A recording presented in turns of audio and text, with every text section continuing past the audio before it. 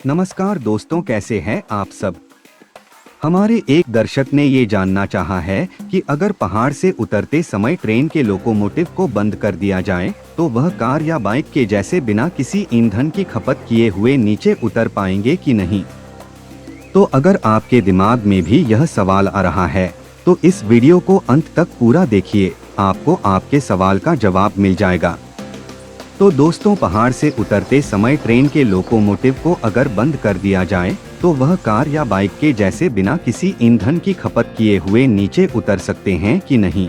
इस बात को समझने से पहले आपको कार या बाइक और फिर ट्रेन के लोकोमोटिव के फंक्शन के बारे में जानना होगा।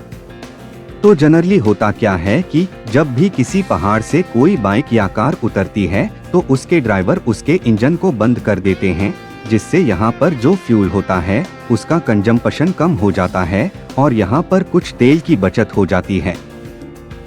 लेकिन अगर हम बात करें कि मान लीजिए कि कोई कार जो है प्लेन रास्ते पर चल रही है और उस कार का इंजन जितना भी माइलेज वह दे रही है, अगर उसी दौरान उसके एसी को चला दिया जाए तो उसका माइलेज जो है ऑटोमेटिक कम हो जाता है, क्योंकि उस कार की पूरी पावर जो भी होगी उसमें से कुछ पावर एसी अपने यूज के लिए खर्च करता है।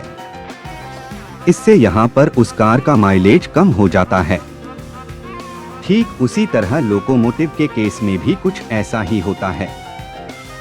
यहाँ पर होता क्या है कि ट्रेन के इंजन की जो भी पावर होती है उसमें से करीब 200 से 300 हॉर्स पावर की ताकत है, वह लोकोमोटिव के अंदर लगे कुछ फंक्शन अपने यूज के लिए इस्तेमाल करते हैं, जिसमें के लोकोमोटिव के जो पार्ट्स होते हैं, कंप्रेशर या फिर रेडिएटर फैन या फिर मोटर ब्लोअर और लुब्रिकेशन पंप, ये सारे जो फंक्शन होते हैं इनको चलाने के लिए लोकोमोटिव जितने भी हॉर्स पावर पैदा करती है उसमें से 200 से 300 हॉर्स पावर यही सब उपकरण को चलाने में खर्च हो जाते हैं।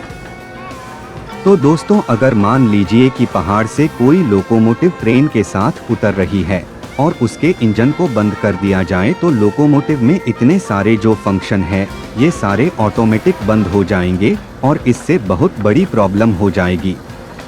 मान लीजिए कि अगर चलते लोकोमोटिव को यहाँ पर बंद कर दिया जाता है तो इसमें सबसे पहले उसका रेडिएटर फैन है बंद हो जाएगा, जिससे यहाँ पर लोकोमोटिव को जो भी ठंडा करने का सिस्टम है वो काम नहीं करेगा, जिससे उसके गैस्केट वगैरह पिघल जाएंगे और यहाँ पर इंजन क्षतिग्रस्त हो जाएंगे।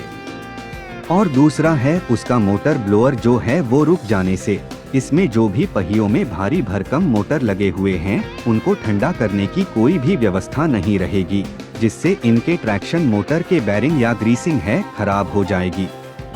तीसरा है कंप्रेशर।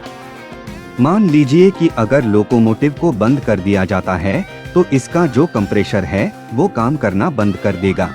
ऐसे में होगा क्या कि ट्रेन में जो भी ब्रेकिंग सिस्टम के लिए 6 kg का प्रेशर मेंटेन किया जा रहा है वह नहीं हो पाएगा और ट्रेन में जो है ऑटोमेटिक ब्रेक अप्लाई हो जाएगी।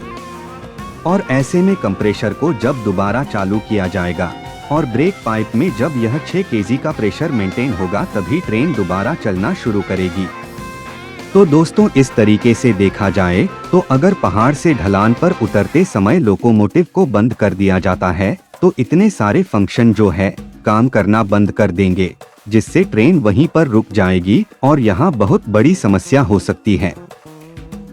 इसलिए जब भी किसी पहाड़ से लोकोमोटिव को उतारा जाता है तो उन्हें कभी भी बंद नहीं किया जाता है। यहाँ पर लोको पायलट को यह सलाह दी जाती है कि यहाँ पर एक्सेलरेशन वो ऐसे में कम कर देते हैं।